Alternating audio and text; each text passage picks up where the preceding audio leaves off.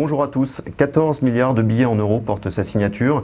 Il a présidé pendant 8 ans la Banque Centrale Européenne. Aujourd'hui, il préside l'Institut Bruegel à Bruxelles. Il siège également au conseil d'administration de ADS.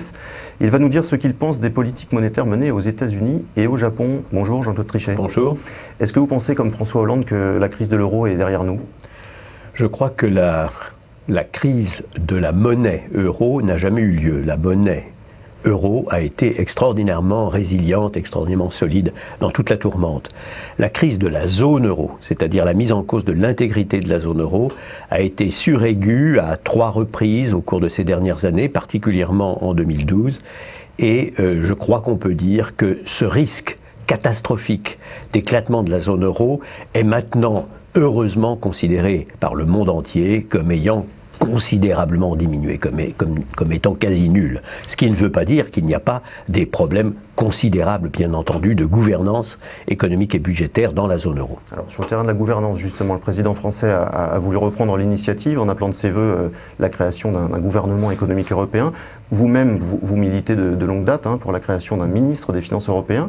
Est-ce que ça veut dire que dans le millefeuille institutionnel européen, certaines strates sont aujourd'hui inefficaces ou inutiles? Non, je crois qu'il faut bien voir que sous la pression de la crise, et pour tirer les leçons de la crise, la négligence qui avait présidé à la gouvernance de la zone euro dans les années précédentes, négligence que j'ai personnellement beaucoup regrettée, par exemple le fait que le pacte de stabilité et de croissance n'a pas été respecté, le fait que nous n'avions pas de suivi attentif des indicateurs de compétitivité et des déséquilibres externes, tout cela, on est revenu dessus sous la pression de la crise et nous avons maintenant renforcé, je crois, formidablement, les gouvernements, finalement, en dernière analyse, ont renforcé formidablement le pacte de stabilité et de croissance, qui est une bonne chose, et ont créé un nouveau suivi qui est une procédure de surveillance des déséquilibres macroéconomiques, qui est également extrêmement importante. Avec ces 2 éléments, la gouvernance a été améliorée. Il faut aller plus loin aujourd'hui.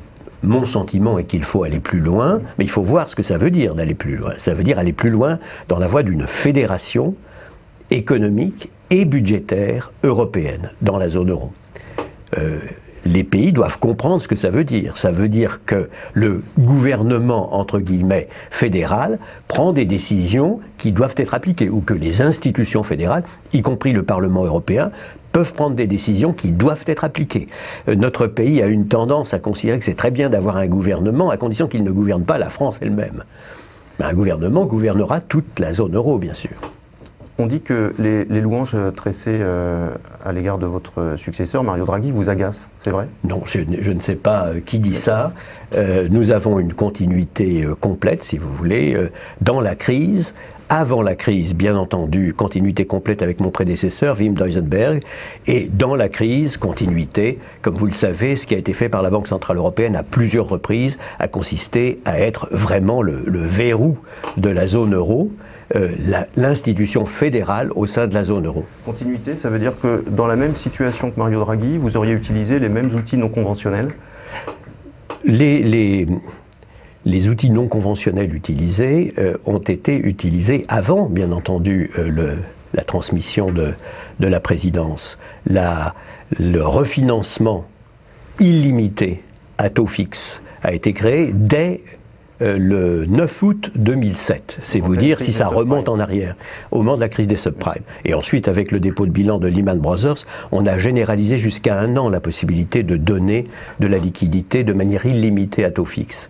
Et quant aux acquisitions de treasuries, de valeurs du trésor, comme vous le savez, cela a été pratiqué en 2010 et 2011. Donc nous sommes dans une continuité, et la riposte de Mario Draghi et de l'ensemble des collaborateurs qui sont au Conseil des gouverneurs a été, à mon avis, proportionnée à la gravité de la situation. Il n'y a aucun doute là-dessus. Alors en matière de politique monétaire non orthodoxe, certains sont allés plus loin que la BCE, je pense à la Fed aux États-Unis, et encore plus la Banque centrale japonaise qui vient de se lancer dans une politique ultra accommodante. Ça va dans le bon sens quand on voit les résultats produits par la politique monétaire au Japon, on se dit que ça va justement dans le bon sens et que la BCE va s'en inspirer? Je crois qu'il faut de ce point de vue se méfier de l'idée selon laquelle tous les pays, et je parle des pays avancés qui sont objectivement toujours dans une crise qui est très sérieuse, il faudrait se garder de l'idée que c'est en recherchant la monnaie la plus faible que possible, aux États-Unis, en Angleterre, au Japon, que l'on obtient les meilleurs résultats. On a expérimenté ça dans les années entre deux guerres et au XXe siècle, et le résultat a été très mauvais. Donc c'est ce que les anglo-saxons appellent une beggar thy neighbor policy, et c'est une recette pour avoir beaucoup de problèmes. Donc je suis très très vigilant en regardant ce qui se passe, et je crois qu'il faut aussi considérer qu'il y a non seulement les pays avancés, mais aussi l'ensemble des pays émergents, et que si l'on s'engage dans une guerre monétaire généralisée, on prend alors des risques considérables. Dans un portrait récent qui vous a été consacré dans Les Échos, Michel Peyroux disait qu'il vous sentait orphelin d'une grande cause. Ministre de l'économie et des finances en France, ça peut vous intéresser ? Je ne suis absolument pas candidat à une fonction. Je ne suis pas candidat à une fonction de ce genre. Et ce que je crois en effet profondément, c'est qu'on a besoin d'un diagnostic partagé par les grandes sensibilités, à la fois en Europe et en France naturellement, et qu'on a besoin d'une stratégie de long terme qui soit très largement multipartisane, comme cela a été le cas, à vrai dire, dans les années 80 et 90, pour une partie substantielle des années 80 et 90. Si on vous propose le poste à Bercy, vous dites non ? Ce n'est pas une question qui se pose du tout. Merci beaucoup Jean-Claude Trichet, à bientôt. Merci. Merci.